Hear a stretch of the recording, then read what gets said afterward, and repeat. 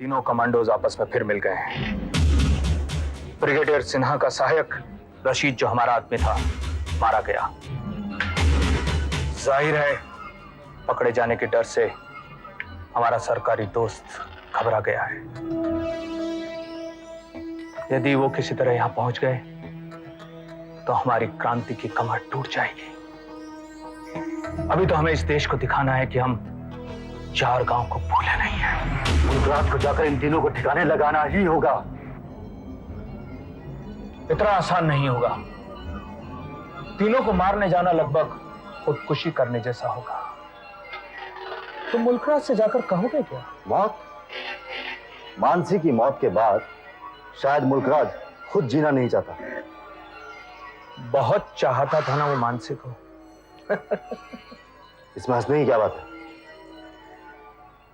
मैं जानता हूं कि तुम्हें मुल्कराज को जाकर क्या कहना चाहिए, ताकि जिसे सुनकर वो तीनों कमांडोज को मारने के लिए अपनी जान भी देने को तैयार हो जाएगा।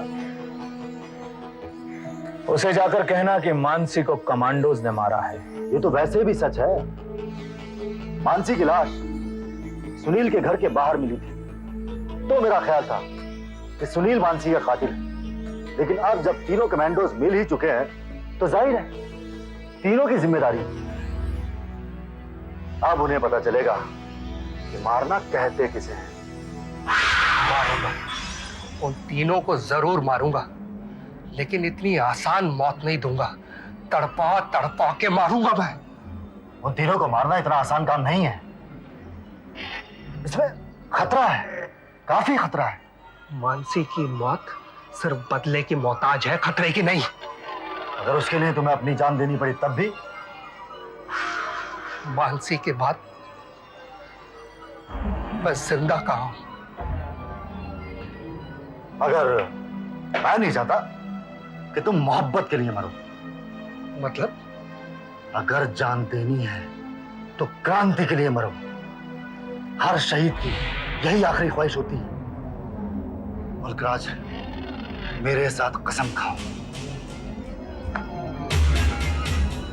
मैं कसम खाता हूं। मैं कसम खाता हूं कि अगर दुश्मन की जान लेने के लिए, मुझे अपने दुश्मन की जान लेने के लिए अगर अपनी जान भी देनी पड़ी, अगर अपनी जान भी देनी पड़ी, तो मैं पीछे नहीं हटूंगा। तो मैं पीछे नहीं हटूंगा। मैं कसम खाता हूं। मैं कसम खाता हूं कि दुश्मन की जान लेने के लिए, दुश्मन की जान लेने के लिए मुझे अपनी जान देनी पड़ी, मुझे अपनी जान देनी पड़ी, तो मैं पीछे नहीं हटूंगा। तो मैं